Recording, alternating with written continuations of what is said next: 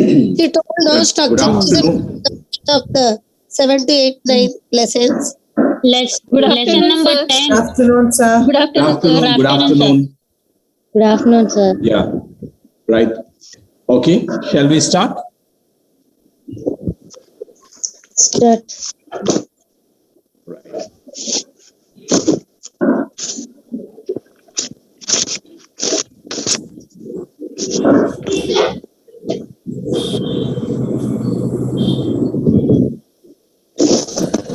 Right. I hope that you are able to see the presentation, right? Yeah.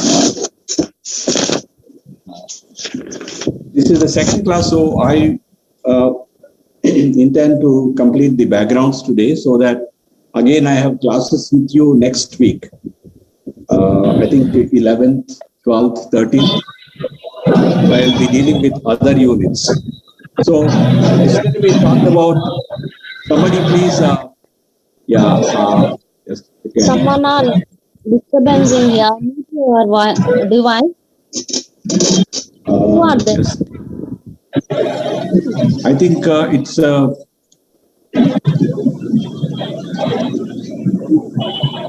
somebody has to switch off.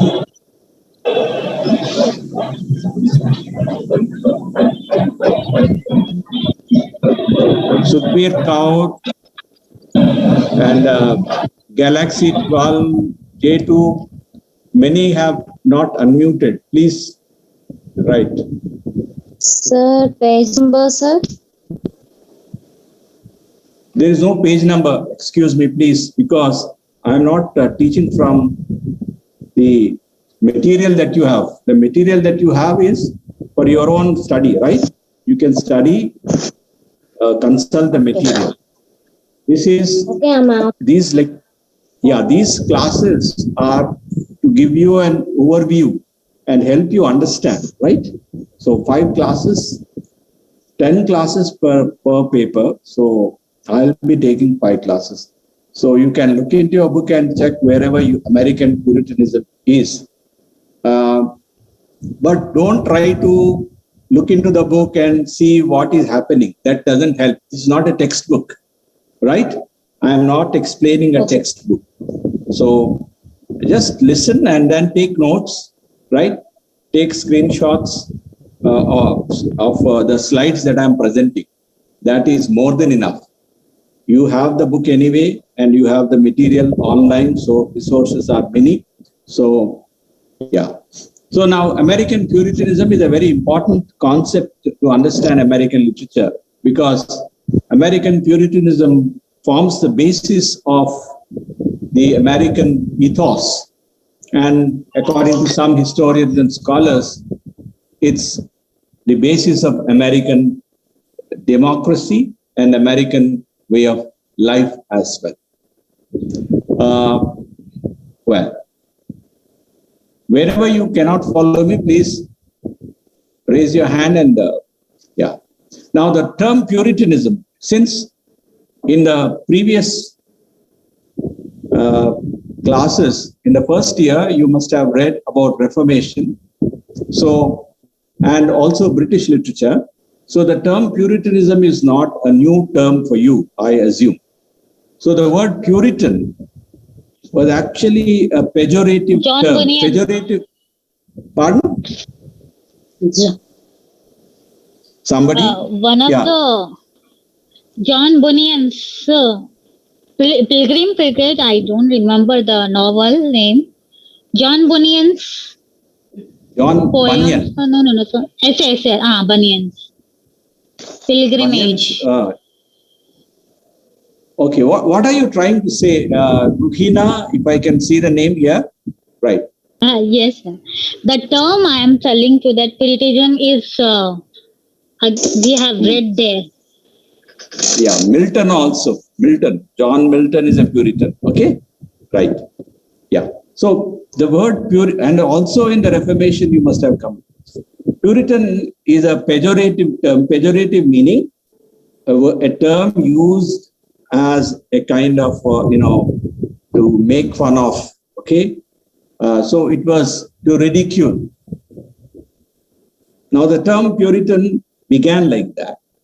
And it was used by, the Anglicans, the established religion, Church of England, okay, to refer to those religious dissenters who wanted the Reformation to be carried to its extreme. And the term Puritan comes from purify. Now, what is it that they wanted to purify? The Puritans is a term given to those religious, the followers of that particular persuasion, who wanted to radically transform the Church of England. And a little bit of history here. I don't know whether you're familiar or not, but it's let me just run you through this. Henry VIII, pronounced himself as the head of Church of England. So, then the Pope's authority was, questioned by the King of Britain. So, Henry VIII is seen as the monarch who officially accepted the Reformation. And from Henry VIII through Elizabeth and James. Now, between you have Mary and Edward also, but Henry VIII, Elizabeth, and James, these are the Protestant monarchs. And the Reformation set in during the period of Henry VIII and Elizabeth. And then we all know that King James' time, okay, there was this translation of the Bible again. A revision was undertaken. It was called as King James Bible. So, the origins of Puritanism in England, are because of Charles I's policies. Now, Charles I tried to curb these Puritan tendencies. Now, what did the Puritans want? The Puritans wanted to remove those popish elements or the rituals. They considered the Roman Catholic rituals still continuing in the Church of England, and they wanted to remove them. And they rejected episcopacy. Episcopacy means the hierarchy involving bishops, episkopos, Greek meaning bishop, and the hierarchy of the clergy. And the focus was on sermons and scriptures rather than religious observation or ritual. Now, sermon became very important during the Puritan period. The focus was on scriptures alone and not anything else. So they actually, discredited any ritual or religious observance. And in your book, there is a lot that is mentioned about Martin Luther and John Calvin. Okay, so you don't need to actually go into all that. But one thing that you need to remember, that you must understand what Martin Luther and John Calvin stand for. And Martin Luther, as you must have gathered from your first year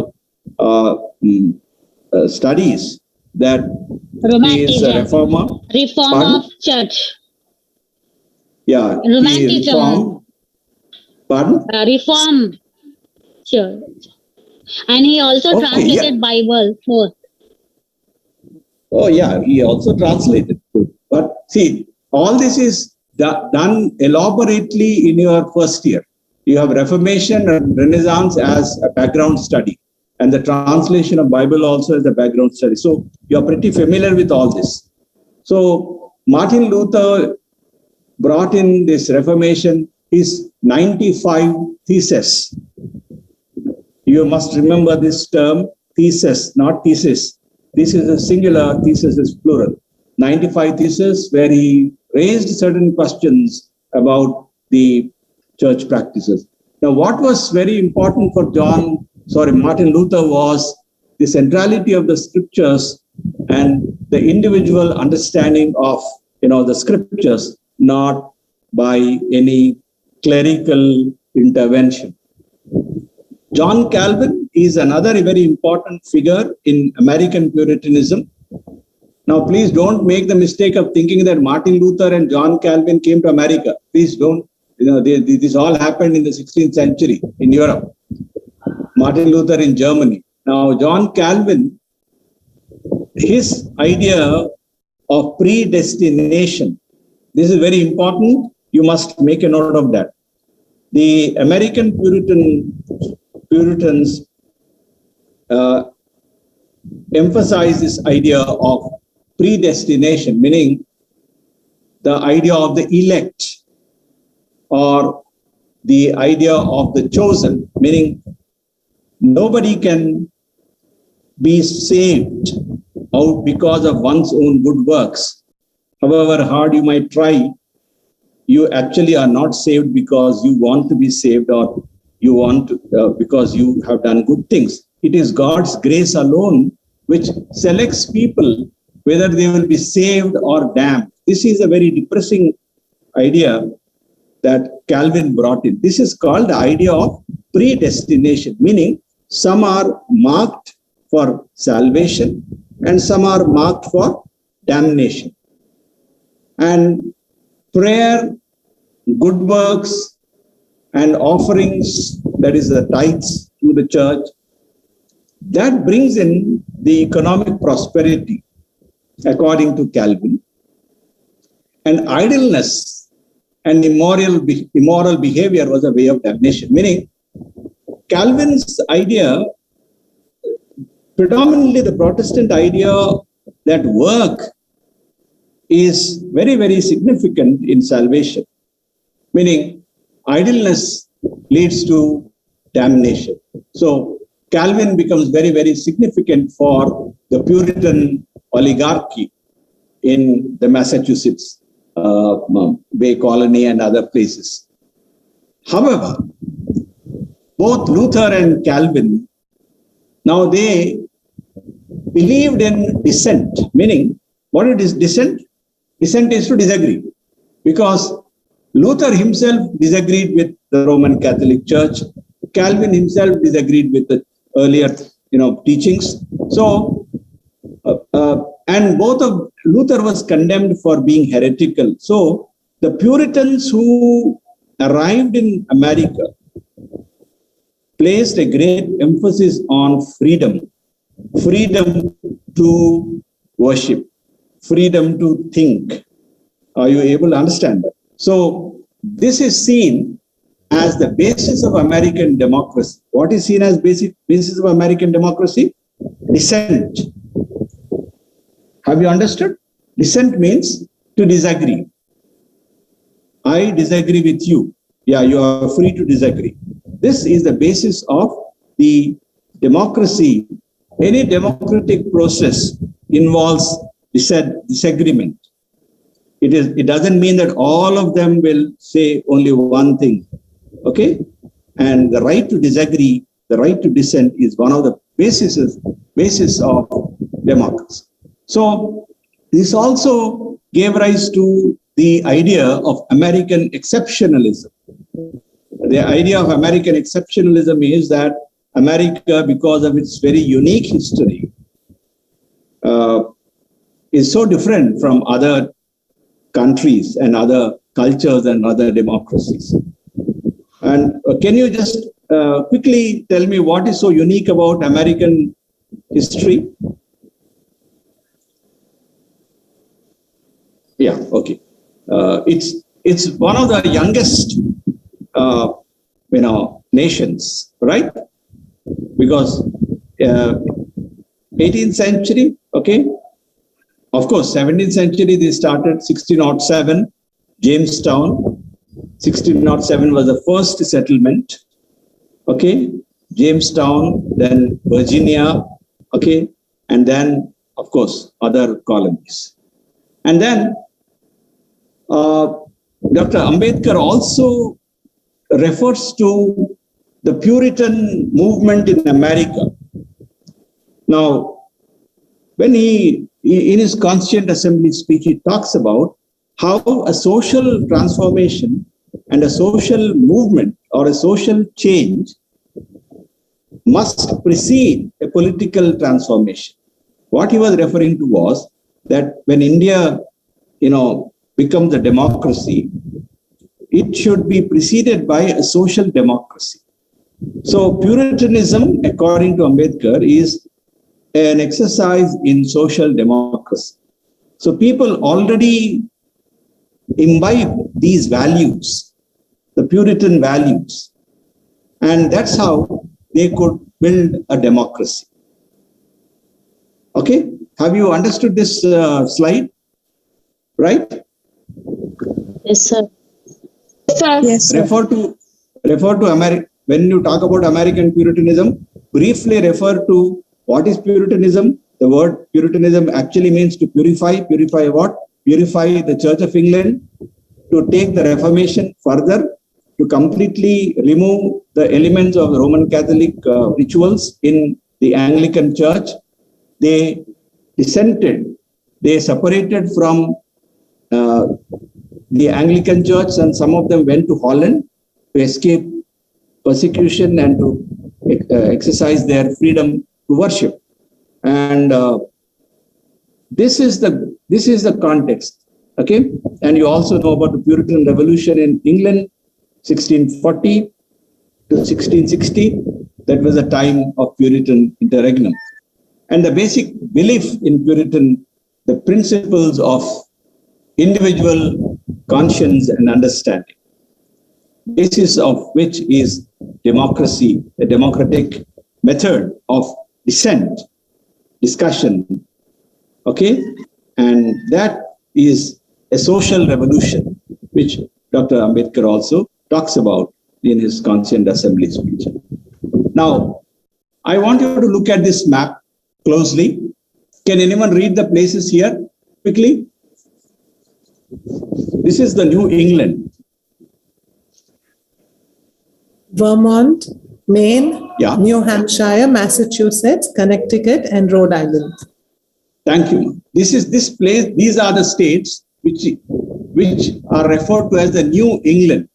Now, Puritans first arrived in New England and they established their colonies and settlement, okay, in New England. Now, if you look at the map of America, now this is the northeastern part of America. The northeastern part is this cursor. This is New England. So now if you look at Massachusetts, now this is where you have Cape Cod, okay? Now Massachusetts Bay, Rhode Island, okay? Now this down you come to here, Virginia and other places, okay? Now the Europeans, when they came, and especially the Virginia Company, which actually made this settlements possible. They settled in the nearest possible place. That is the first landing. So please keep this in mind. Puritans arrived in New England. Okay.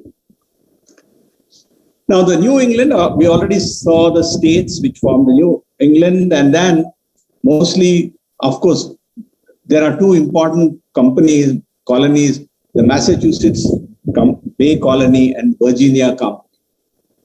Now, why did the Puritans, how did they come to America? The Puritans arrived in America seeking what? Freedom and spiritual liberty. Of course, they were not persecuted. They were not, killed, or they were not tortured or whatever, but they faced pressures in England. And more so, their conception of religion was so different from the religion of the Church of England. So they wanted their children to escape the corruption of the religion of England. So what they did was they escaped. Some of them moved to Holland by 1608 itself to escape the worldly and religious corruption of England. Okay. Now, and 1620, the first Puritan separatists, they separated themselves from the Church of England. They embarked on a ship, okay? 150 of them were on board of this ship. What is the ship's name? What is the ship's name? Mayflower. Mayflower. Okay. Mayflower. Now, there is also a replica of Mayflower, okay? In Plymouth, and they wanted to come to Virginia because this whole enterprise was made possible by the Virginia Company, who wanted to make a settlement there. But because of the storm, they landed in Cape Cod, which was north, hundreds of miles north. And they landed and established what is called Plymouth Colony. Got it?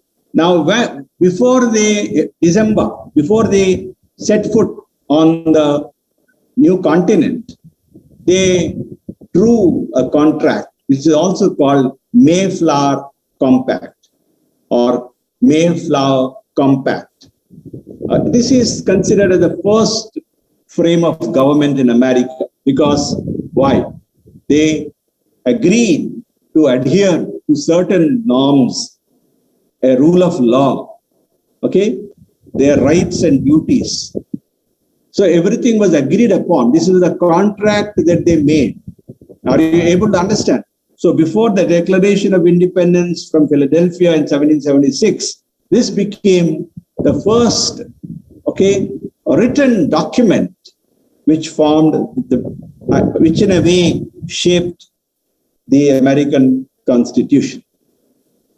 When they came to Plymouth, already there were natives there. There were many tribes there.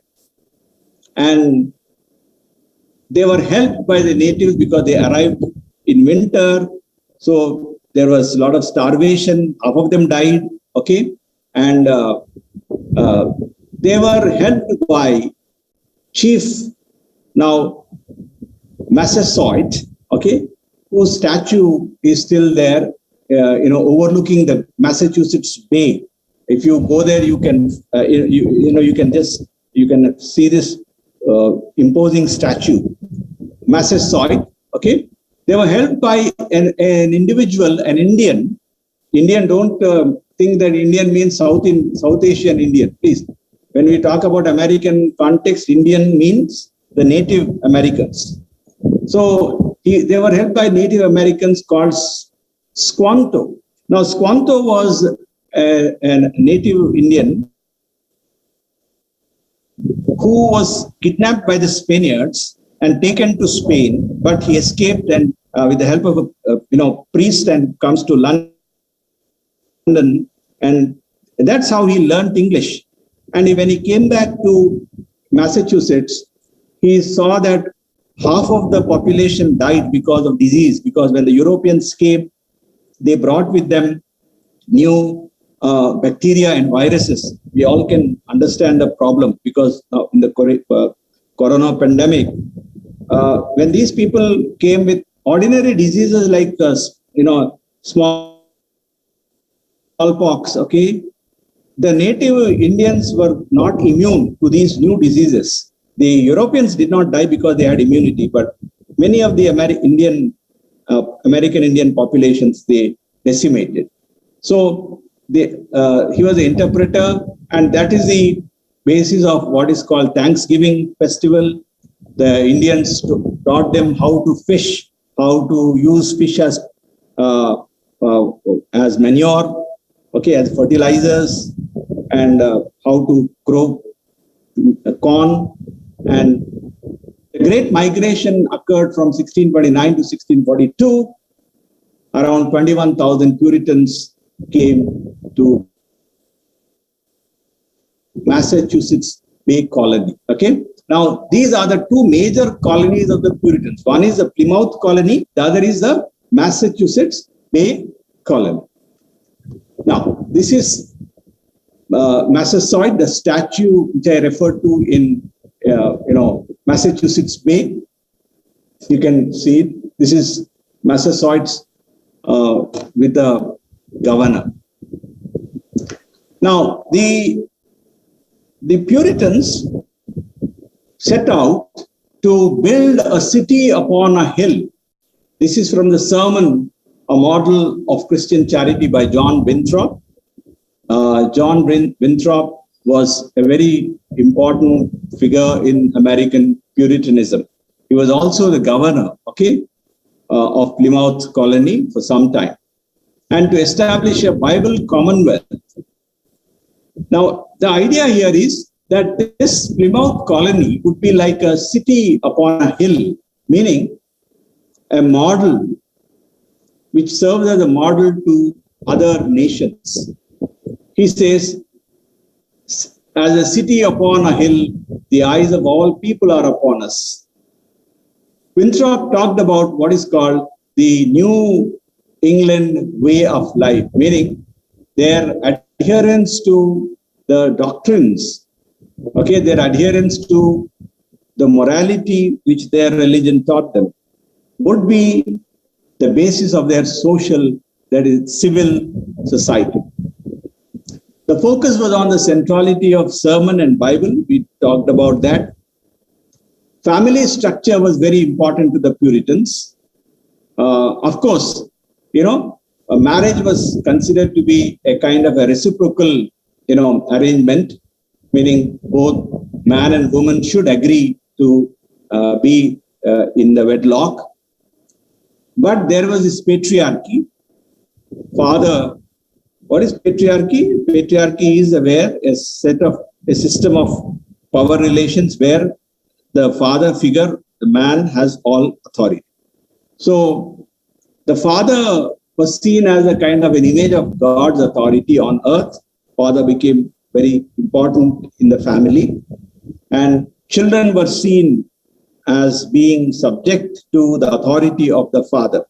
So punishing children was very, very common.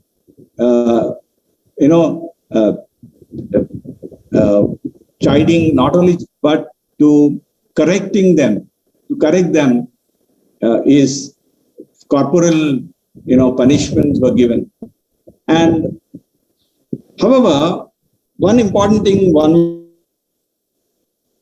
must note is divorce was legal in Puritan colonies. I already talked about this. The Puritans believed in this idea of the elect. In fact, William Bradford, who came in Mayflower, wrote in his Off Plymouth Plantation. He wrote a history of the plantation.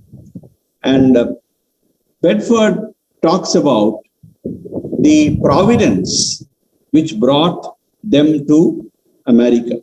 The Puritans believe in providence, that they were chosen by God. That is the idea of the elect, right? And the Puritans were not merely, adhering to their spiritual, beliefs, which were confined to their own individual, sphere, but also the social and political structure. So Puritanism is not merely a spiritual or religious phenomena, but also a social and political phenomena, because they had a very clear notion of what the government should be like, how they should be governed, and what is the division of labor, the hierarchy, and all that. And it was a hierarchical society. Puritanism believed in hierarchies. They did not believe that all were equal, which is basis of American Constitution. But Puritans believe that there are differences in stations of life. The rich and the poor, that God made people rich and poor. That's what they thought. And everybody was treated with respect, but the poor and the rich were, addressed differently. And astonishingly, slavery was justified in Puritan literature.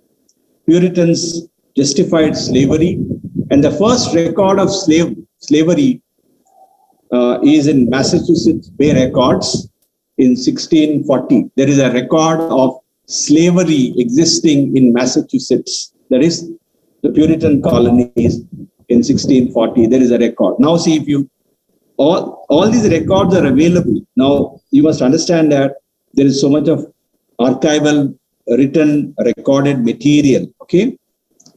And to understand this context of Puritanism, those of you who are interested can look at these two books, very important works. One is Nathaniel Hawthorne's Scarlet Letter, which is about a relationship between a man and a woman, the priest and a married woman who thinks that her husband is dead. So it explores the moral dimensions, and this is set in a Puritan, context of Salem. Then Arthur Miller, the 20th century American playwright, wrote a play called The Crucible, which is about the Salem witch hunts, the Salem witch trials. Many women were hanged on the accusation that they were practicing sorcery. Are we clear till here? Yes, sir. Okay. Yes, sir. Now, Puritanism is important in the American context because the first thing they emphasized was the right to worship and govern themselves. Not only right to worship, but also a right to govern themselves. They were not under the authority of any king or emperor or queen. They thought that they should govern themselves. John Winthrop himself was the governor. Now, John Winthrop talks about, when we talk about freedom and liberty, he talks about two liberties. One is natural liberty, which is unrestrained, which he calls liberty to do evil. Now, this is a false liberty. Anybody can do anything. This is evil, according to Winthrop. This is a false freedom, which he says the Irish, the natives, and the bad Christians, they follow this kind of freedom. There is another freedom or liberty, which he calls moral liberty, which is genuine, based on the Puritan principles, the Christian principles, what is this liberty? Liberty to do only which is good. Liberty to do only which is good. The first is liberty to do anything. Second is liberty to do only good. And true freedom or true liberty depended on one's subjections to authority. And what is the authority? Two kinds of authorities. One is religious authority and also the secular authority. Secular means non-religious, meaning civil authorities, meaning the magistrates. So, can somebody see any problem here about the Puritan understanding of liberty? No problem. Anyone? Pardon?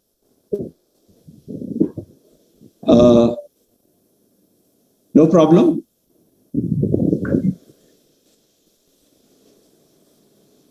Nothing, sir.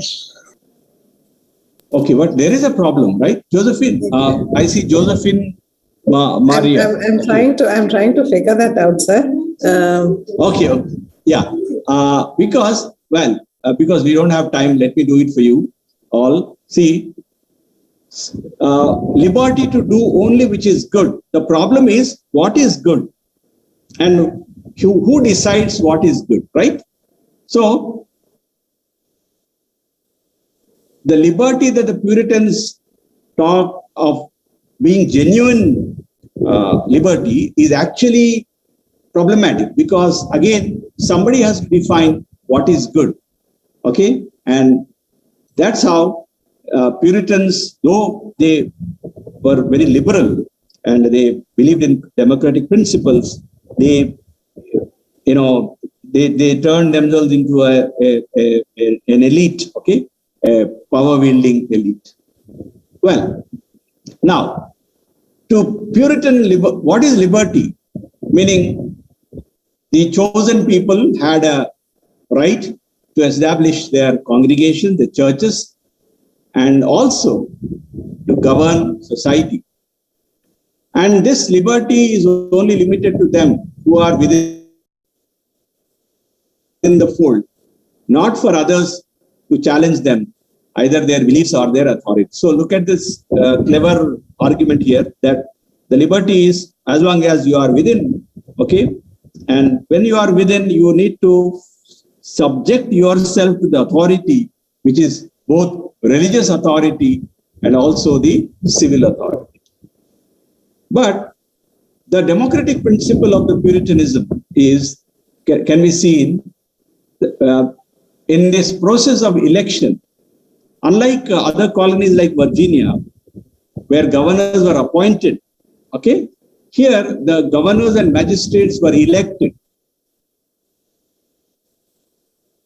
And that is because consent is fundamental to the Puritan principle.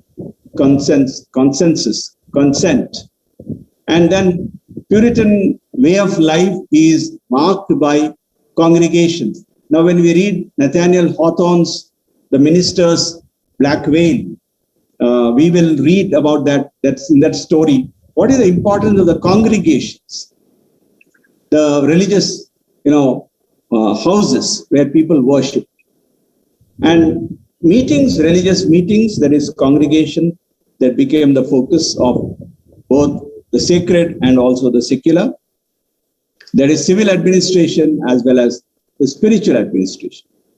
Now, this Puritan way of life, Puritan ideas, were challenged by many people. One was this phenomenal woman called Anne Hutchinson. Anne Hutchinson and Roger Williams, both during John Winthrop's time as governor. Okay. Now, Anne Hutchinson was a woman who was well-read, who would hold religious meetings. And her ideas, though they were in conformity to the Puritan ideas, challenged the domination of the many by the few. And Roger Williams also challenged the Puritan authorities by rejecting the concept of the elect. He said, God does not discriminate. He doesn't favor anybody. So he said the idea of elect is, the idea of a chosen people is wrong. And he also believed that the Reformation principle of Luther was actually about freedom of conscience, that everybody can interpret the scriptures according to the inner light, not by the dictates of a few powerful clerical elite. Okay.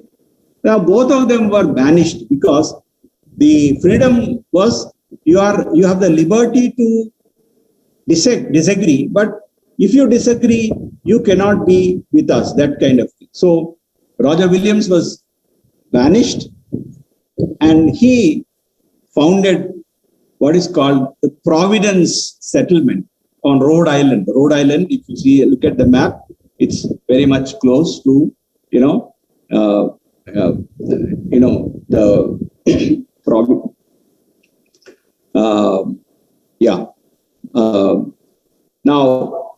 Rhode Island, and then Massachusetts.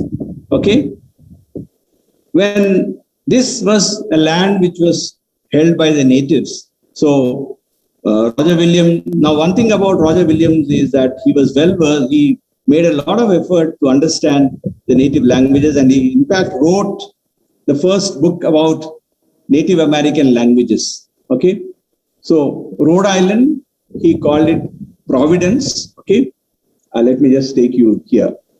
Look at Rhode Island. This is Massachusetts. Okay, and this is Rhode Island, Connecticut. Okay, this is the area which you need to focus on. Okay, now, yeah. Now, Puritans also were very, very important because Puritans were from, there were many, immigrants, okay, from Britain, and they were from very educated classes. They went to Oxford and Cambridge universities. They were highly learned. So Puritans and learning is a very, very important thing. Now, they established colleges.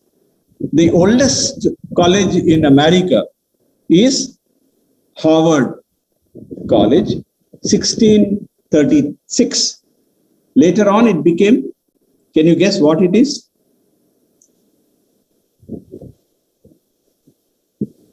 Harvard University. Yes, Harvard University. 1636, first printing press was set up in Cambridge. Cambridge is not Cambridge, England, but Cambridge in Massachusetts. Okay, so Puritans, and there is a lot of literature on how Puritans contributed to the learning. Now you must understand that most of the colleges in America were set up in 17th centuries. William and Mary College, okay, of course they were in middle colonies, okay. Then you have King's College and Queen's College, which became Rutgers University later, okay. So they put a great emphasis on universities, colleges, to train. Most of the universities in America started as colleges by different denominations, Baptists, Anglicans, Lutherans, okay.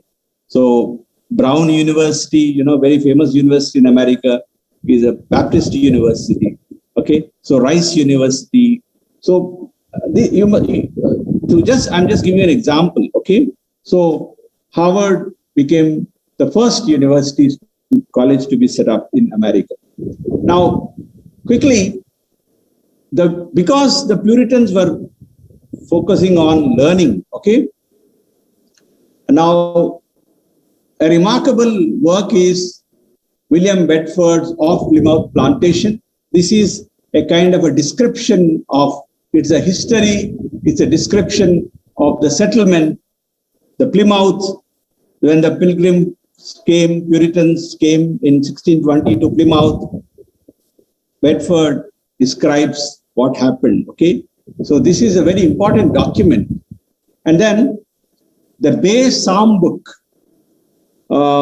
Basically, this is a rendering of the Psalms, the 150 Psalms of King David. They were rendered into plain, okay, rhyming meters corresponding to hymn, which can be sung, okay. A hymn is sung, right? So, can anyone name one famous hymn? Anyone here? Any hymn? The Lord's my shepherd. The Lord is my shepherd is a psalm, right? Of course, later on it is set to music also, okay? The Lord is my shepherd is a psalm. Psalm 23, right? Yes, sir. Yeah, the Lord. Now, lead kindly light, okay? All things bright and beautiful. What a friend we have in Jesus, okay? Abide with me. All these are hymns, right? Now, they are singable. They have a particular, meter. So the Bay Psalm book, the Psalms were rendered into, singable and easy to memorize, okay? Easy to memorize. So Bay Psalm book, after the Bible, the Bay Psalm book became a very, very important part of, the New England colonies. Then there was a second important cultural document is the New England Primer, which is a blend of catechism. Catechism is, a kind of a question-answer method to teach, especially the young ones, about religion, the mysteries, about God and creation and religious beliefs. So it's called catechism. And this is a blend of illustrated alphabet, poems, and moral statements. So the Puritans did a lot to educate their, young ones in the colonies.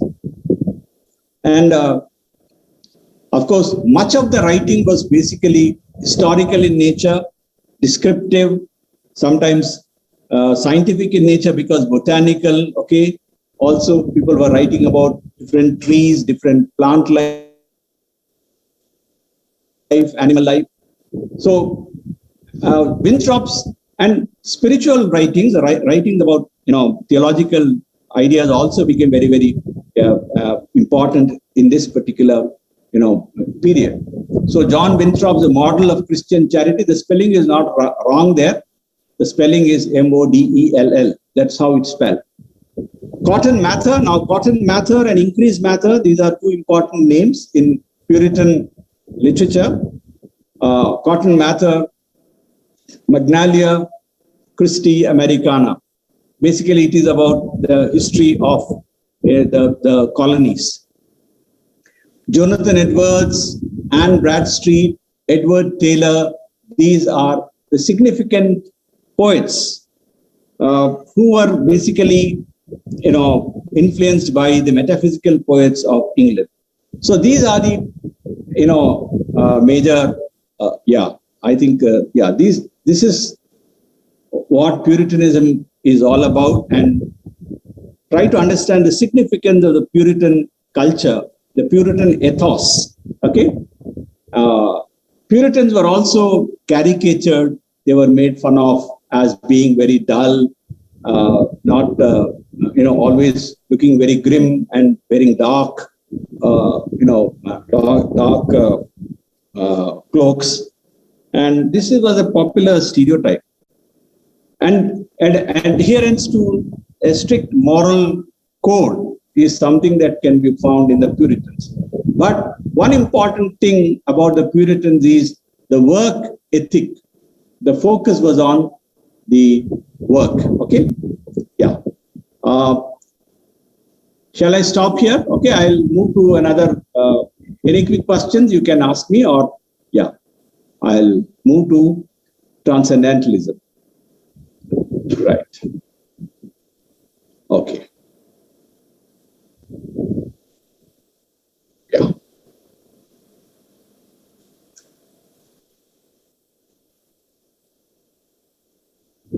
Yeah, can you see this? Yes, sir. Can you see the presentation? Yes, sir. Right. Now, transcendentalism in America. This is another concept that you have. Yes, sir. Okay.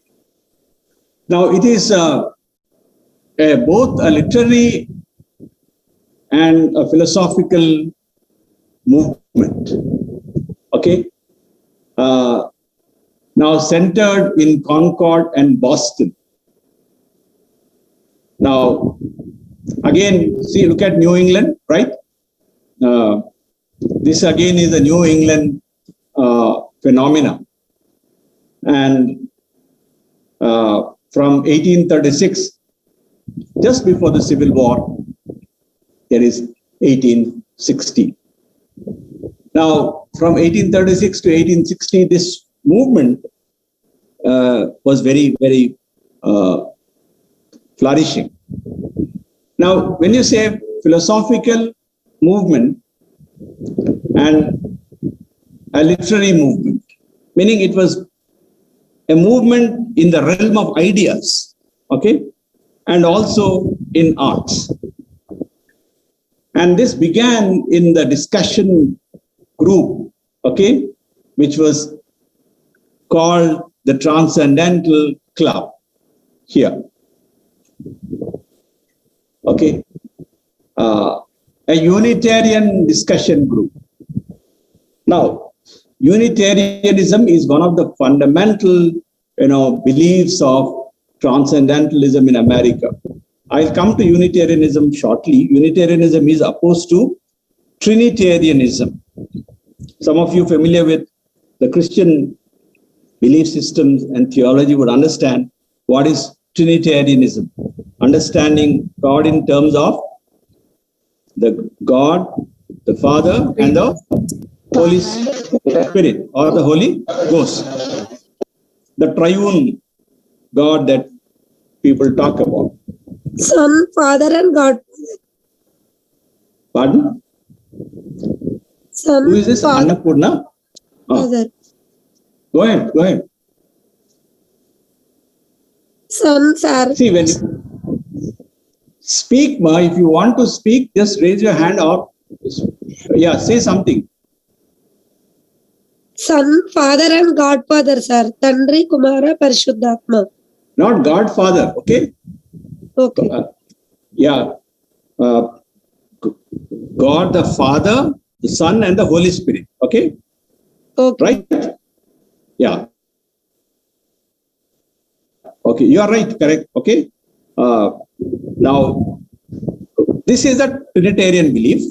Opposed to that, there are a lot of other, systems, but Unitarianism was one of the systems, which is actually not mainline belief system, because most of the mainline churches in the world, they adhere to two confessions. One is called the Apostolic Confession, Creed, the Apostles' Creed. The second is called the Nicene Creed. Some of you are familiar with, right? Those of you who go to church every Sunday, I think you are familiar with the Apostles' Creed and the Nicene Creed. Okay? Credo unum Deum Patrem omnipotentum. Okay? I believe in one God and all that. So that is, Unitarianism believes in only God being one and not as the Father, the Son, and the Holy Spirit. Who are the members of this Transcendental Club? I'll come to Transcendentalism, okay, shortly. Can anyone read out these names, please? If you excuse me, I'll just have a sip. Meanwhile, somebody read. Which one, sir? The names, members' names. Name.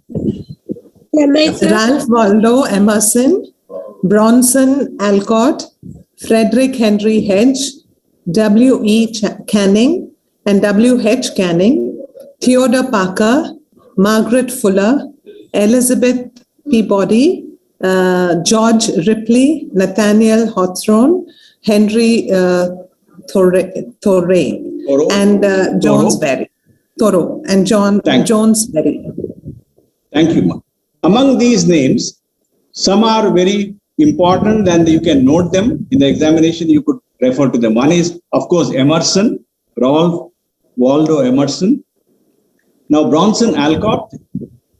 Now, Channing, Theodore Parker, Fuller. Now, if you want to remember, you can easily remember Margaret Fuller, Ralph Waldo Emerson, Elizabeth Peabody. Hawthorne, you will all remember because you already have one story by Hawthorne. Nathaniel Hawthorne, Emerson, Thoreau. And you can add one or two names like, Elizabeth Peabody or Margaret Fuller. These were the members of the Transcendental Club. And they started an influential quarterly. Quarterly means anything that appears. How many times? Yeah. 4 months. Okay. Pardon? 4 times. Quarterly is, so it appears 4 times. So every 3 months you have one. Okay. So the dial was a very influential quarterly that they started. Now, just a second, give me a second. I'll try to. Can you see my cursor? Yeah. Now, Transcendentalism. Now, I put certain some expressions and words, terms in bold. Okay. So it's not a systematic or a well-defined philosophy. What is a way? It's a mode. What do you mean by a mode? It's a way of thinking or understanding. So it's an intellectual mode and also an emotional mode. A mood that was expressed by diverse and in some instances rather eccentric voices, meaning they were motley crowd. Not all of them were same, but they were unified in some form. So one thing, it's an intellectual way mode. Second is emotional mode, meaning it is an expressing something in a particular fashion. Now, where do you find transcendentalism expounded? Expounded means explained, elaborated, stated. Expounded clearly is, of course, in nature, the famous essay that Emerson wrote, Nature, American Scholar, the Divinity School Address, the Oversoul, and Self-Reliance. Will you remember this?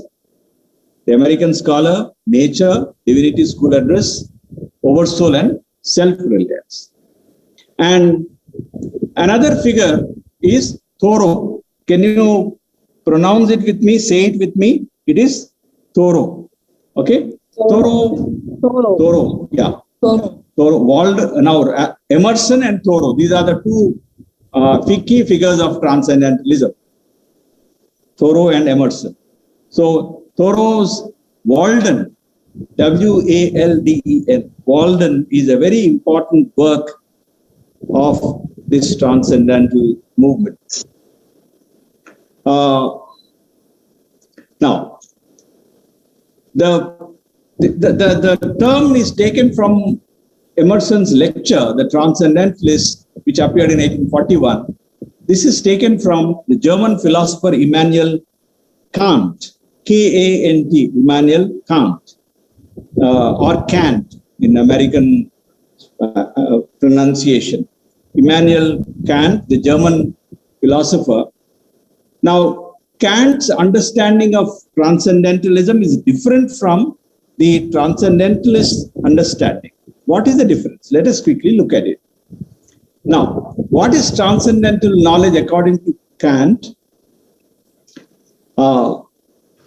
Now, this knowledge which is beyond all categories, that is what Kant meant. Now, the transcendental knowledge means it transcends where you are, who you are, okay? Meaning it is available to all. That is called transcendental knowledge. What is this knowledge that is available to everybody in different contexts? Now, space, cognizance of those forms and categories such as space, time, quantity, causality. Can you just repeat with me? Space, time, quantity, causality. Causality means one thing flows from the other, meaning one thing gives rise to another, or one comes from something else. That is called causal, one causality. This causes this. So space, time, quantity, causality, these are the four categories which are transcendental categories, meaning wherever you are, whoever you are, at what time, these are the four categories that are available. Now, whatever is perceived, okay, now, all these four actually are imposed on whatever we perceive. Whenever you see something, all these four are in action, meaning space, time, quantity, causality, these four are in action. And these he regarded as the universal conditions of all sense experience. Now Kant was basically talking about critique of pure reason, how human beings perceive things or understanding understand things or how knowledge is formed. Kant was, basically talking about how knowledge is formed. Now, knowledge is formed how? Through sense perception, meaning the five senses, they give you knowledge. What is called a phenomena, okay? You observe something with these senses, or these senses are involved, and that is referred to as a phenomena. Now, time, space, quantity, and causality. You understand anything in terms of these four. This is called transcendental knowledge, meaning which is there universally, whether in America or Europe, China or Japan, okay? Whether 1,000 years ago or 20th century or 21st century. These four categories are always used in understanding the sensory perception of reality. Have we understood this slide? This is basically Kant's definition of transcendental knowledge. Now, Emerson actually, he does away with Kant's transcendental knowledge as knowledge which is universal to knowledge which is beyond knowledge. That is what transcendentalism in the American sense, okay, means. To include intuitive cognizance of moral and other truths that transcend the limits of human sense experience. Now, hold on a second here. Kant talked about sense experience. Sense experience, which is understood in the categories of time, space, quantity, and causality. Now, that knowledge is transcendent, meaning beyond that knowledge, there is another knowledge, according to Emerson, which is basically based on intuitive cognizance. Yeah, somebody? Yeah. Excuse me, somebody wants to say something, please raise your hand. Okay. Right. Transcend the limits of human sense experience, meaning what? There is something that is intuitive. You cannot explain what it is. This transcends understanding. That is the transcendental knowledge that Emerson was talking about, meaning beyond sensory perception, meaning beyond what you can see, what you can hear, what you can feel. Beyond this, there is another knowledge that he calls transcendental knowledge. Okay? Well, now, what are the bases of transcendental, transcendentalism? One is, of course, you can just make a note of these things. We are not going to discuss them in detail. Post-Kantian German idealists, we already referred to Kant, okay?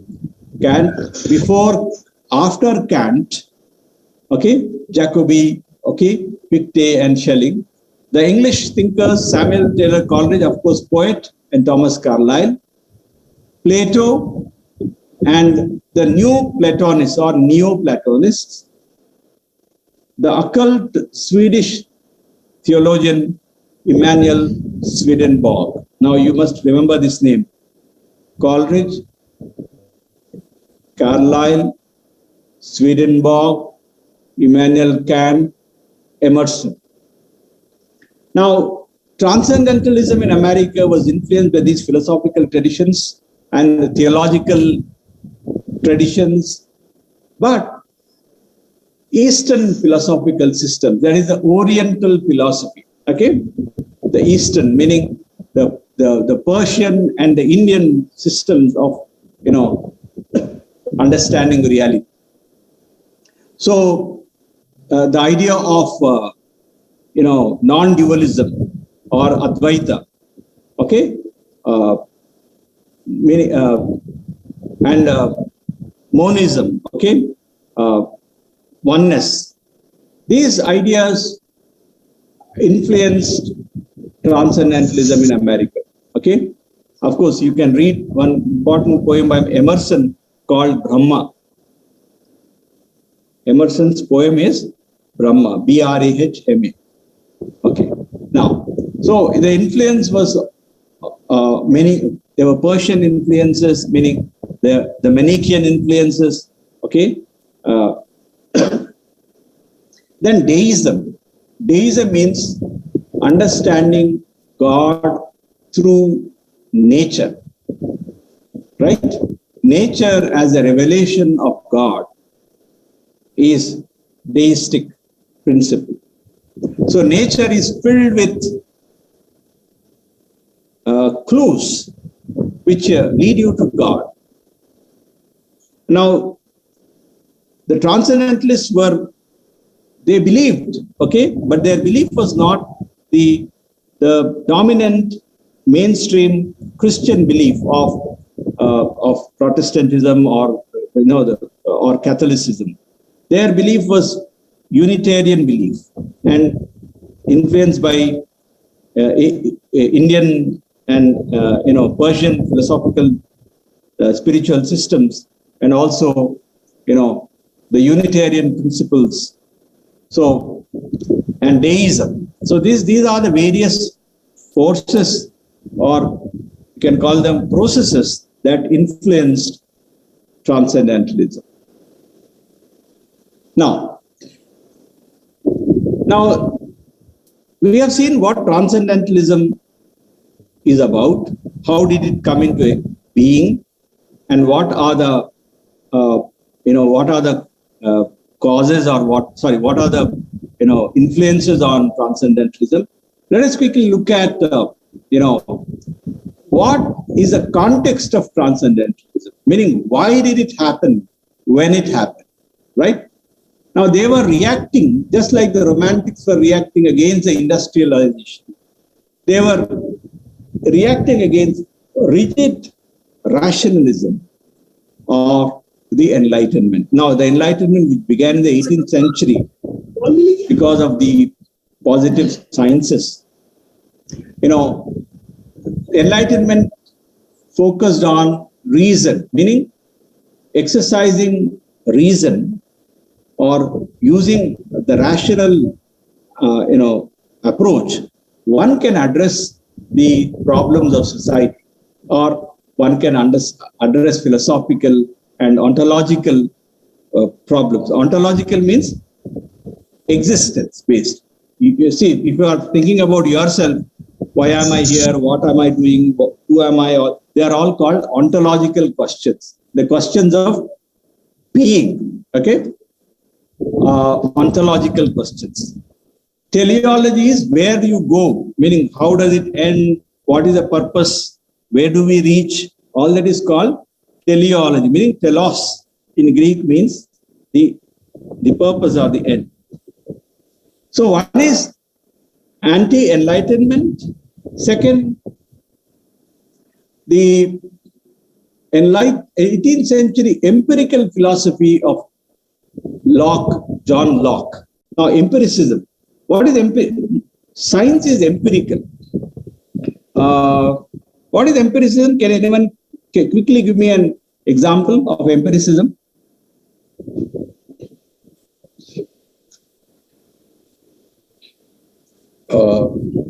Yeah.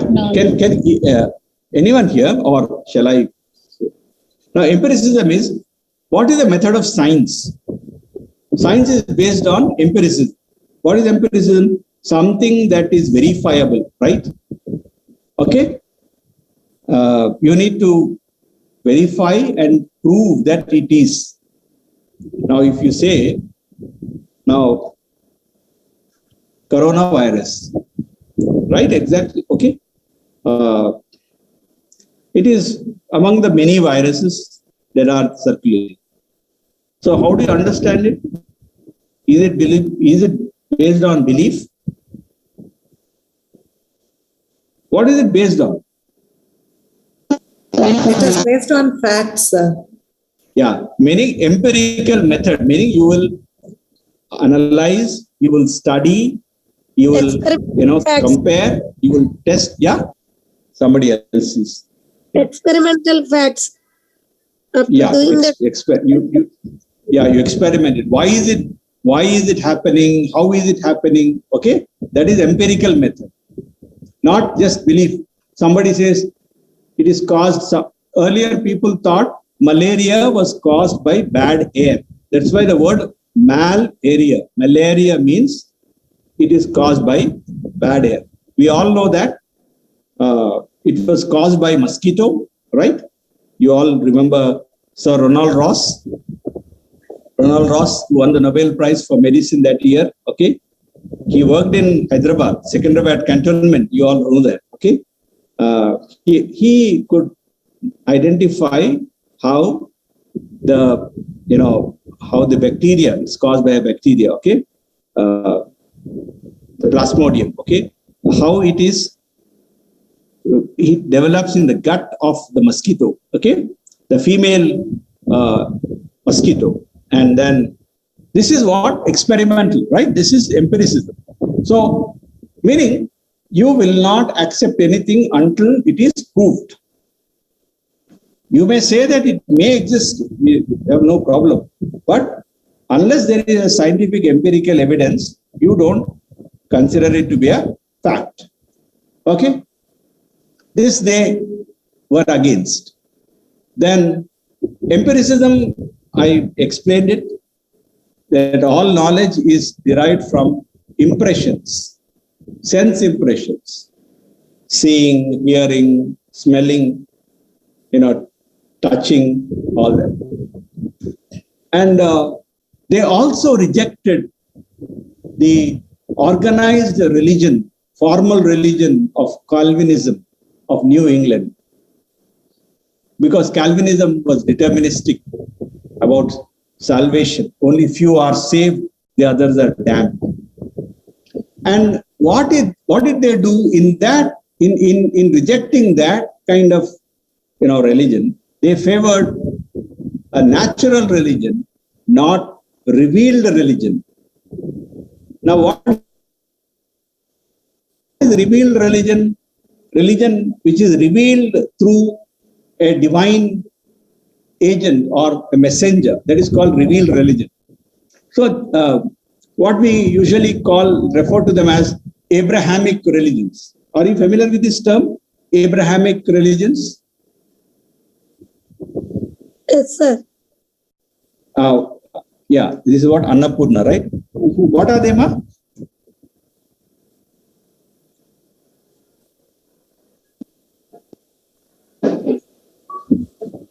Yeah.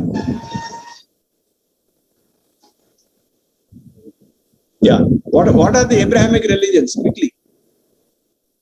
Judaism, sir.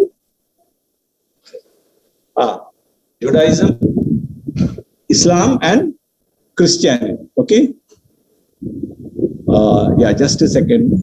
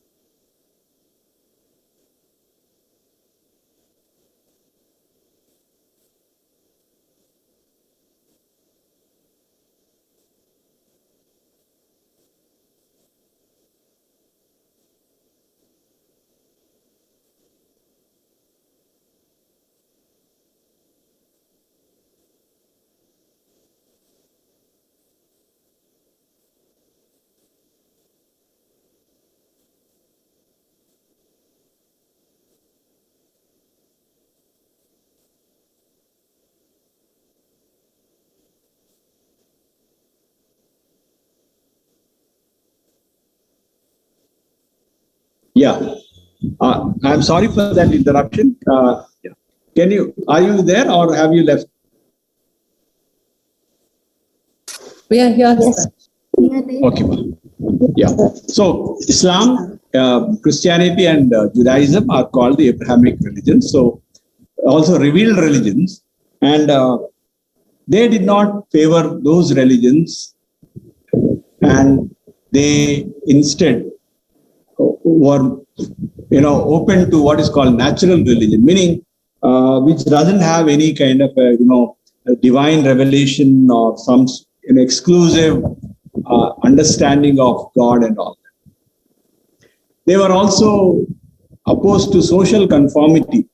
Transcendentalists had a great impact on American culture and American literature because they did not believe in conforming to society, meaning they did not believe in conforming to authority.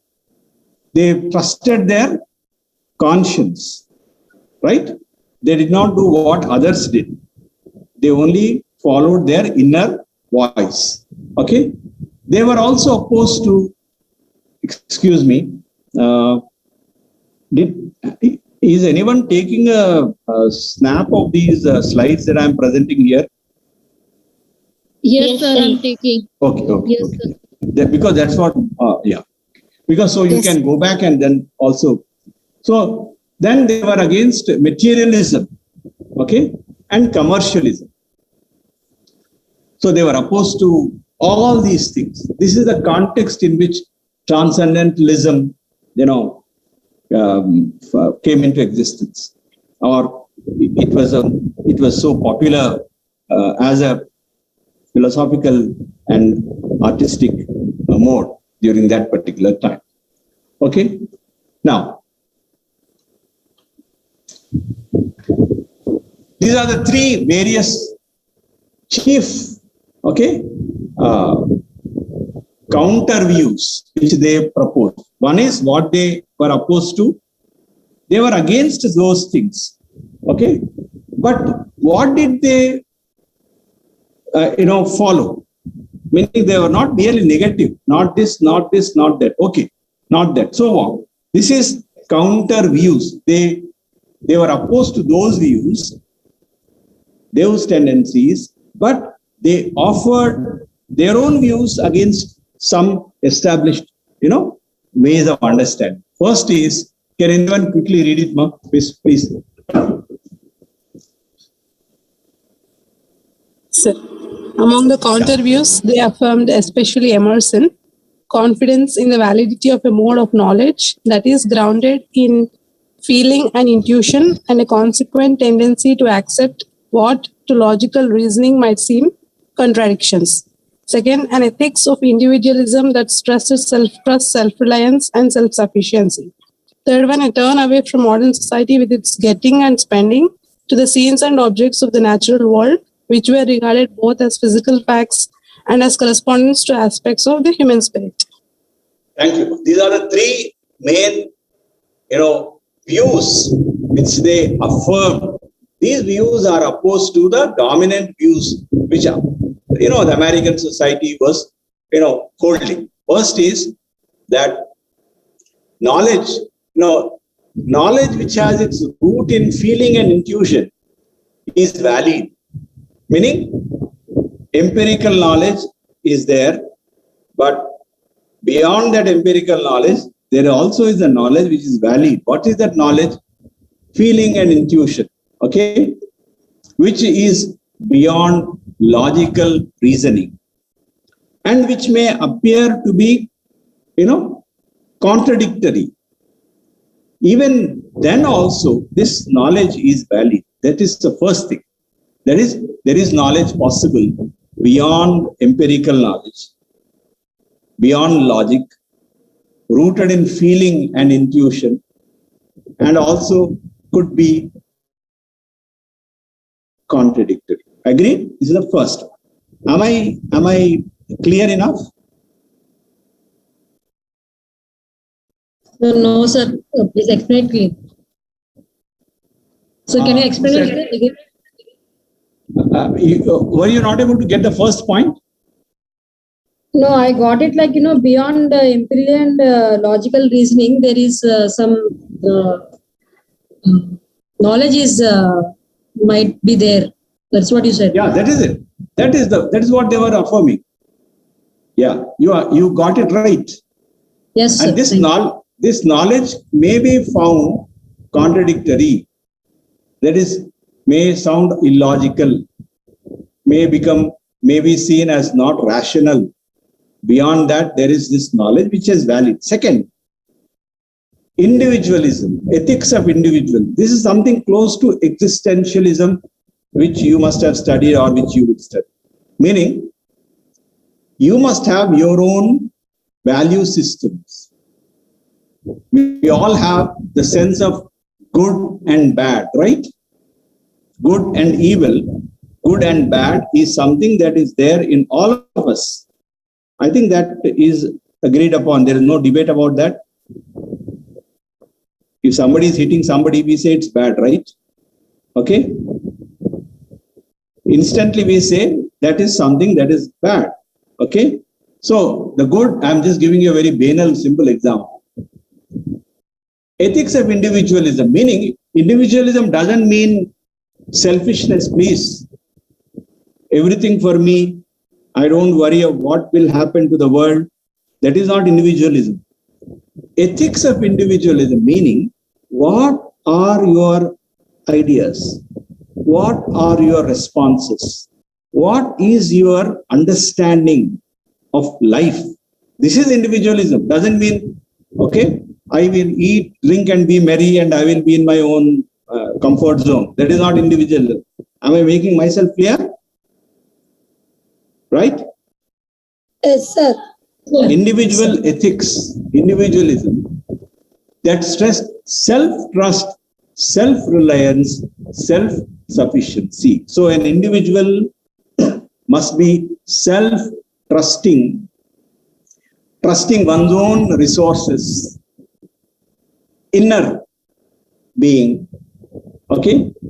And then self-reliance, again, you don't rely on others, you rely on yourself, and then you are self-sufficient. So you are relying on yourself, you have enough resources by yourself, and you trust in yourself. These are the things that they focused on. Then the third one is a turn away from, meaning they shunned or they moved away from modern society, its aspects of what? Spending and getting, meaning this consumerist society, meaning people are most of the time buying and, earlier we used to buy only when there used to be, when there were festivals or some special occasion, okay?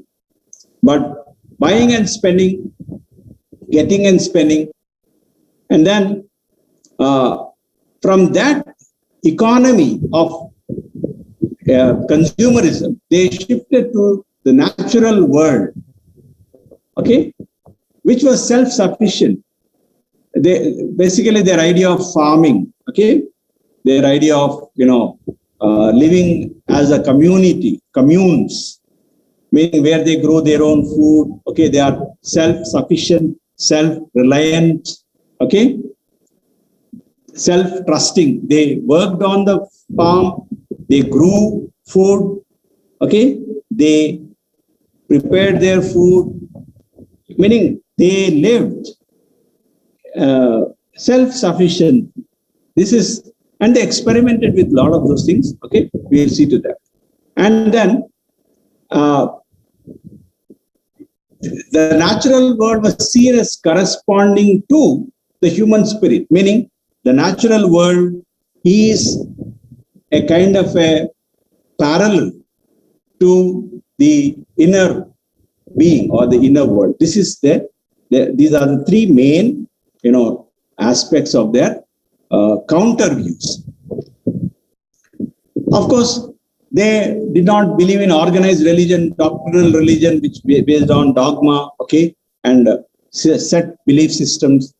In fact, now they believed in a divine principle, or a spirit or oversoul, Emerson's oversoul to be specific, in which both humanity and cosmos participate. This is considered to be, in many Eastern philosophies, not spiritual systems, have this belief that the smaller self, the finite self, and the infinite, the Atman, okay, and the Brahman, okay. Some of you are able to understand this concept, okay. The individual self and the greater self, and this is how the whole cosmos is, ordered. And they believed in what is called, this omnipresent spirit, okay, constitutes a unity within which every man's particular being is contained and made one with all other. Interconnectedness of life, interconnectedness of being is something which the transcendentalists, believe. It manifests itself to human consciousness as influxes of inspired insights, and it is a source of profoundest truths and the necessary condition of all moral and spiritual development. You can take a snap of this slide, okay? The omnipresent spirit. A spirit which they do not believe in God being of a particular description, okay? But a spirit which is all over. Are you able to understand? This is corresponding to deism also. Deism also. Unitarians also believe this. Are you able to understand? Okay. Well, now see, those of you are familiar with traditions, Indic tradition, you have Nirguna and Saguna. The concept of God, yes or no? Yes, sir. Okay, so this is something like Nirguna. Atma okay? and Jivatma also, sir. Yeah. Yeah. Even Most Atma and Bhakti, Jivatma also, sir. right. Bhakti saints, saint poets, okay, like Chokamela, Ravidas, Tukaram, Kabir, all of them, these Bhakti saints, they talked about. No, Tulsidas is not Nirguna, it's Saguna, okay? These poets talked about, these saint poets talked about Nirguna God, God as not being a form, okay? So they talked about God as being, without form. Okay? So that is something closer to the transcendentalist belief, the Unitarian beliefs, okay? Now we talked about the experiment, right, of retiring to the nature. Walden, in Begumpet, I think there used to be a Walden bookstore. Some of you remember? It is closed now, I think. Anyone familiar with Walden bookstore? There used to be bookstores all around. Okay, Gangarams used to be there in Secunderabad. A. Hussein's used to be there in Abbots. Okay, anyway. Walden, the book that Thoreau wrote, is also a name of the farm around Walden Pond. Now, Thoreau actually practiced this. Okay, he withdrew to this community. Okay, where they practice this self-reliance, relying on one's own self, looking for inner resources rather than outside, props.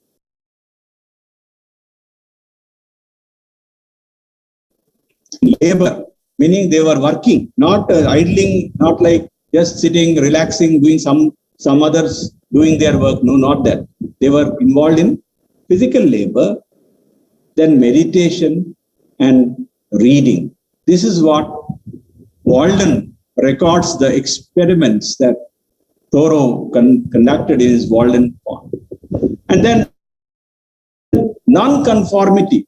Now, Walden also is very famous. Okay, sorry. Thoreau also is famous for Thoreau's civil disobedience.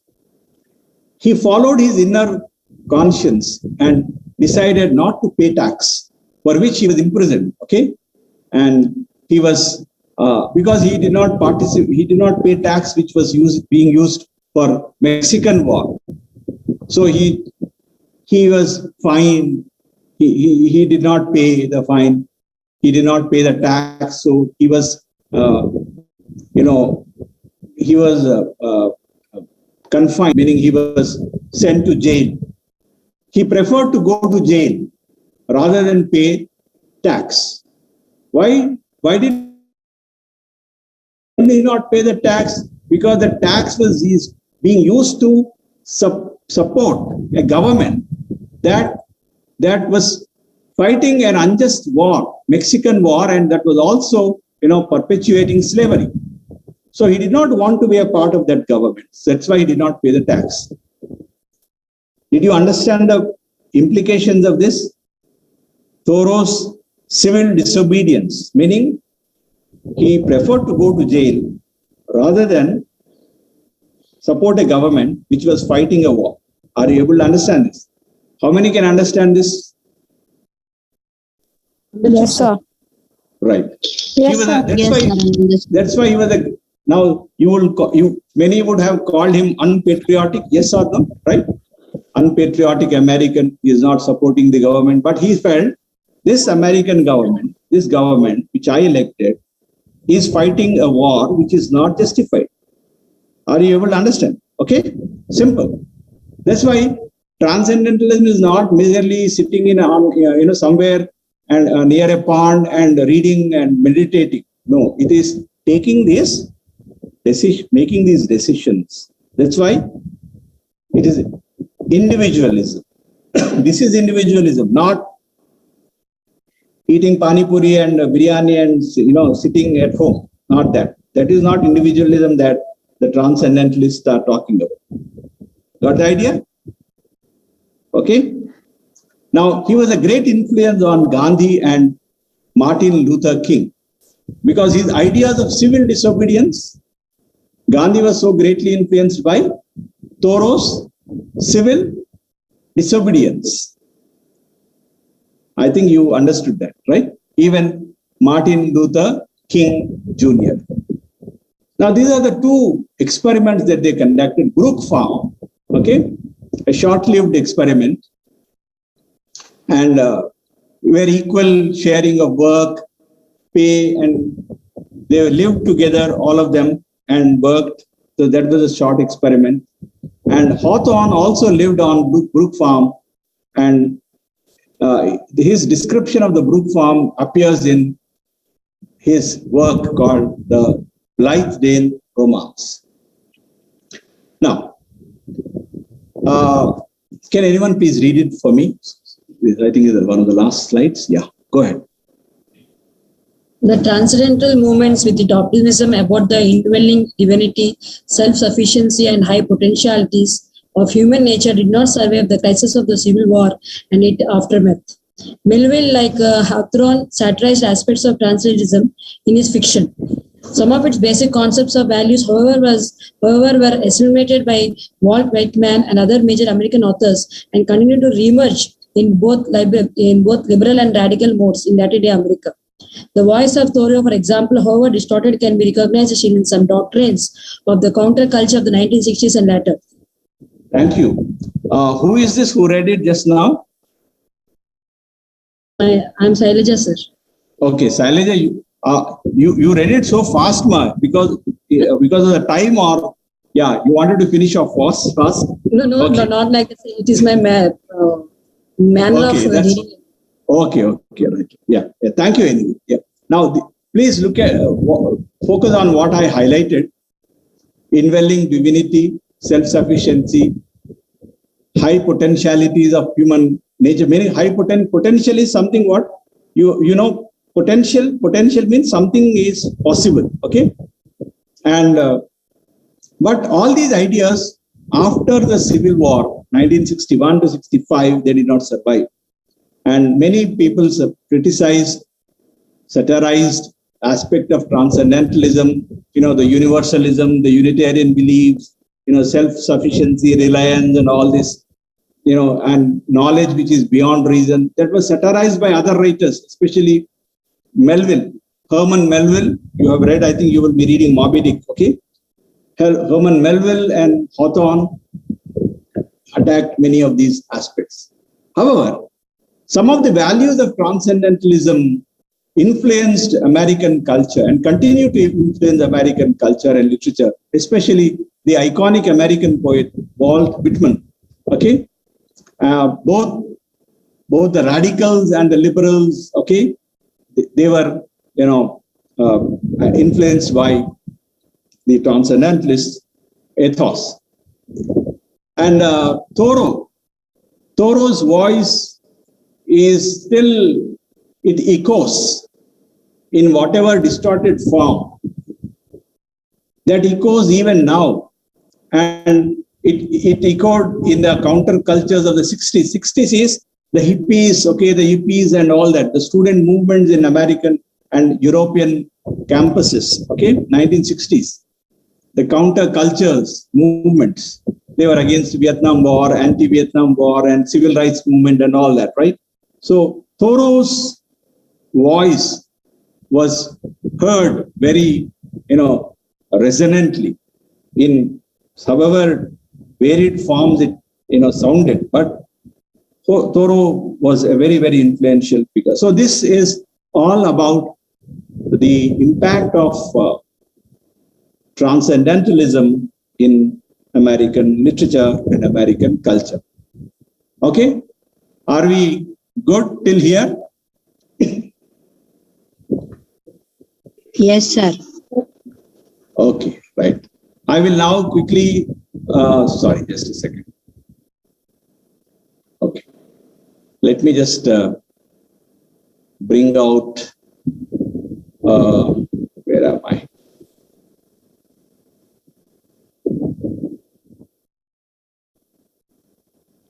Just a second. The last one is the Harlem Renaissance, right?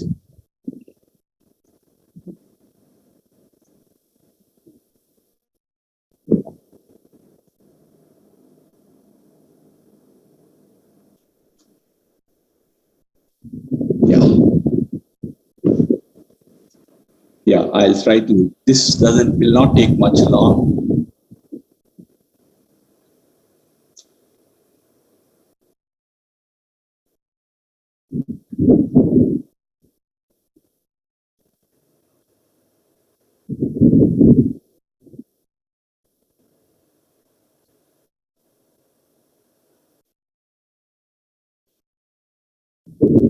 Right. Can you see this? Yes, sir. Yes, sir. Harlem Renaissance. Now, I don't need to explain what Renaissance is. Renaissance means rebirth, reawakening, knowing, re-knowing. Okay? Basically, all these terms coming from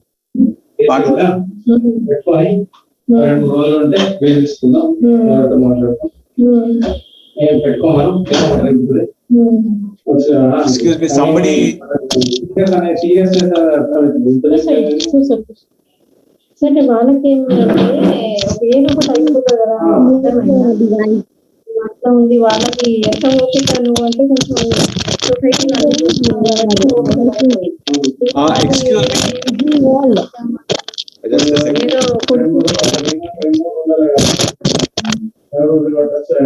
ఇప్పుడు వాళ్ళు ఉండేది ఎక్కడ ఏ area మీ అత్తయ్య మామయ్య బాజ్పేయి ఉంటారు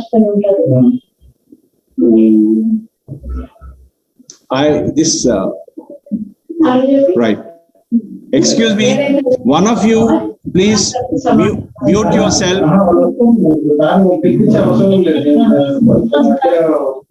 You are a co-host now, so you can click on that person's name and Yeah, but I'm not able to see the grid here, ma'am. Google Meet, I could see all of you. Okay. Just a second. Okay. Case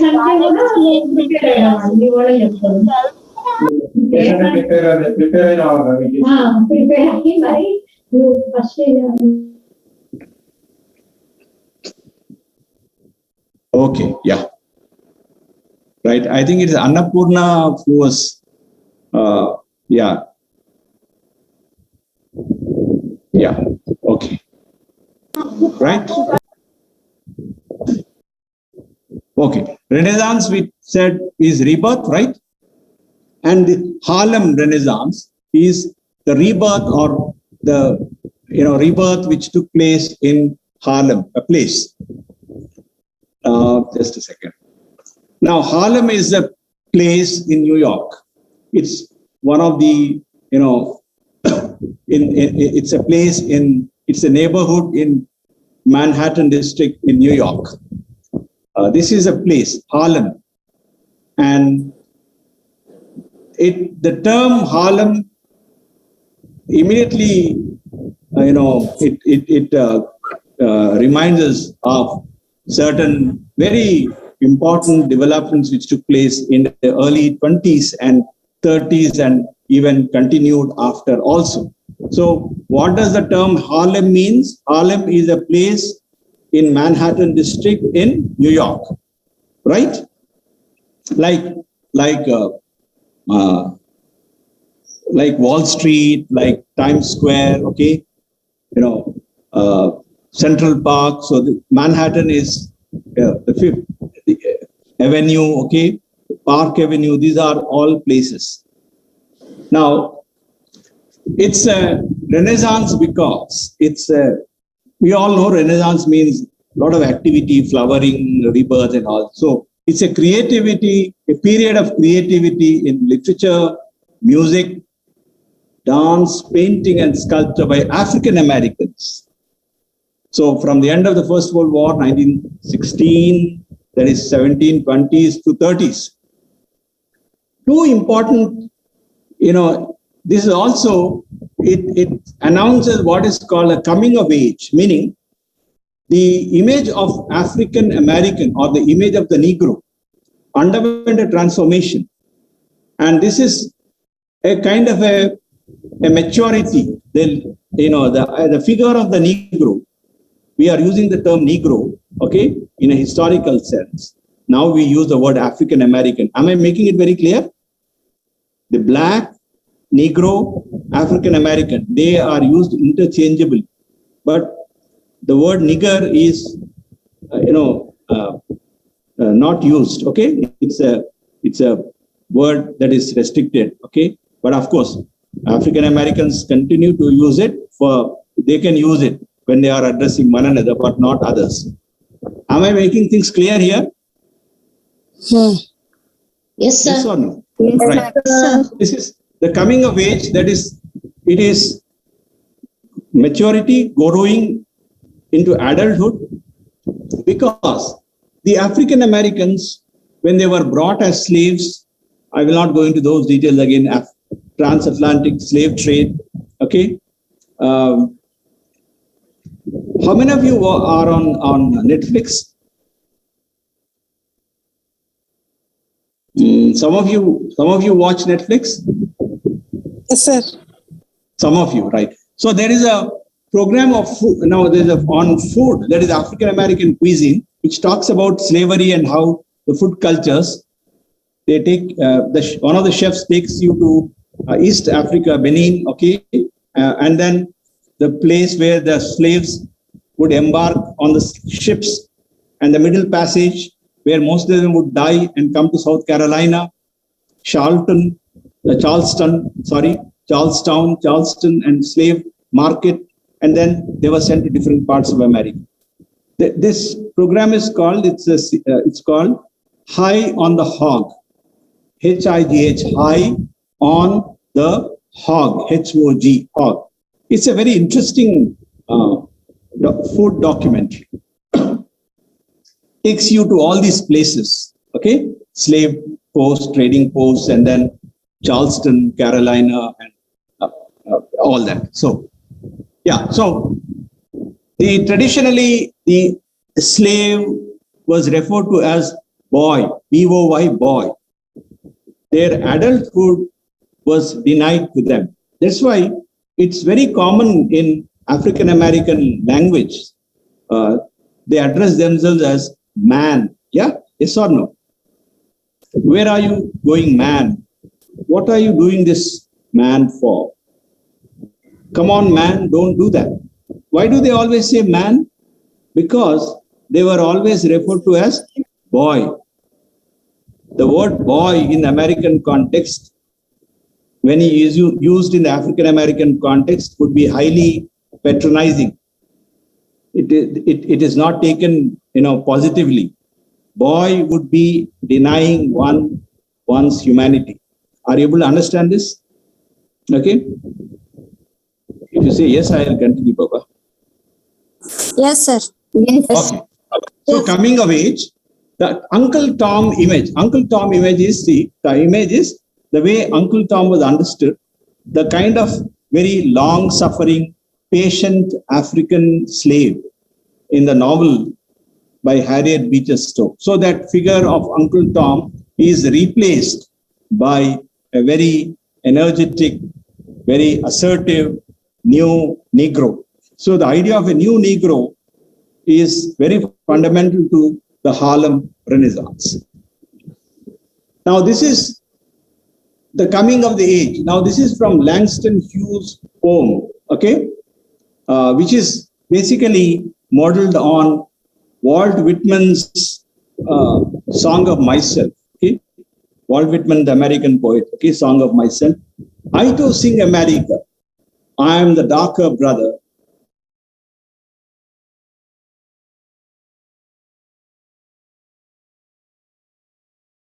You're in mute, sir. Okay, yeah, right. Thanks for letting me. Well, I too sing America. I am the darker brother. They send me to eat in the kitchen. Tomorrow I'll sit at the table when company comes. They'll see how beautiful I am and be ashamed. I too am America. Meaning, this is Langston Hughes' poem, which talks about America acknowledging the Negro as a part of, the national imaginary. No longer secondary, no longer subservient, but somebody who is equal. Got the idea? This is the figure of the new Negro. Now, what are the contexts of Harlem Renaissance? One is, of course, you must all read about slavery. Try to read some material on slavery, though not for the examination, but for your own understanding. Transatlantic slave trade, meaning there is a triangular slave trade. From Europe, they came to Africa, east coast of Africa. They bought slaves.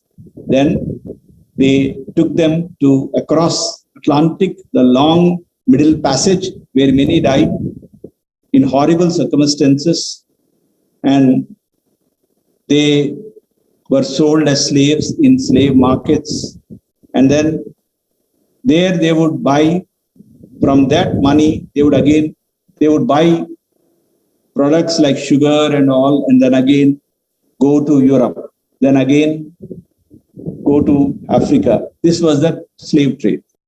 Now, Spielberg made a wonderful movie on the real historical event that happened with a ship containing slaves called La Amistad, named as Amistad in the film.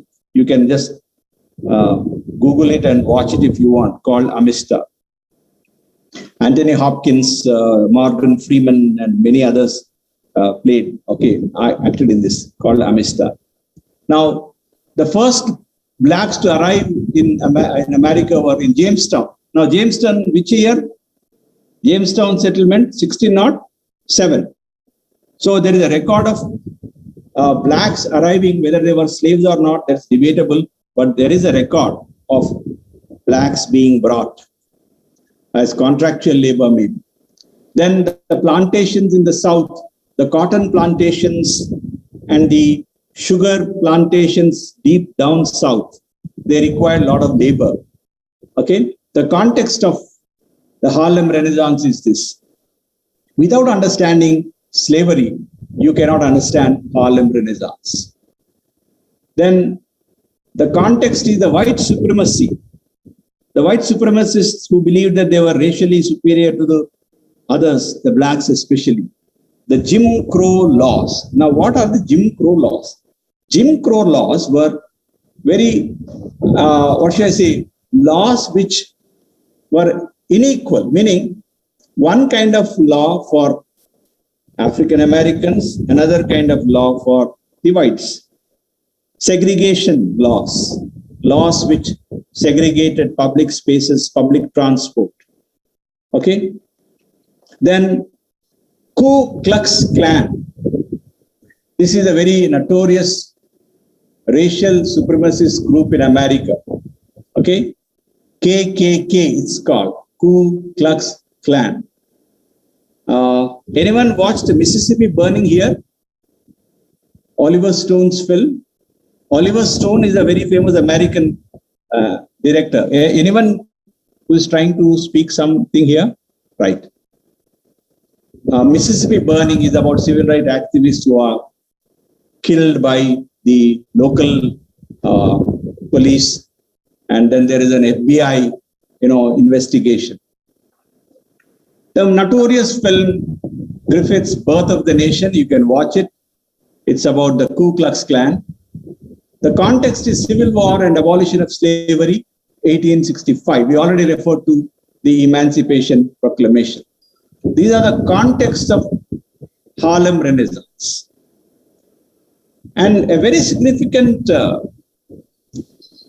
thinker who influenced this, revival is W.E.B. Du Bois, The Souls of Black Folk. In The Souls of Black Folk, Du Bois talks about double consciousness, meaning two souls, two thoughts, two unreconciled strivings, two warring ideals in one dark body.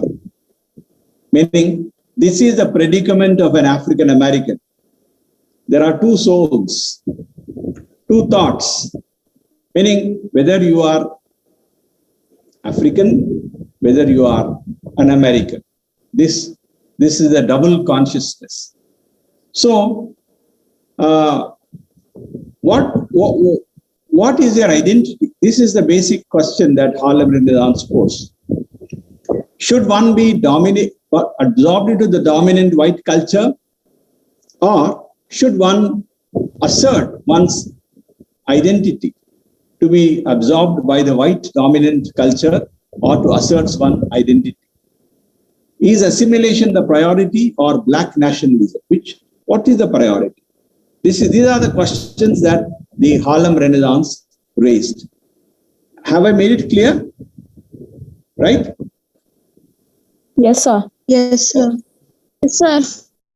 Now, why did the Harlem become important? Now, Harlem actually was a settlement where it was a white population used to live there. They had elaborate.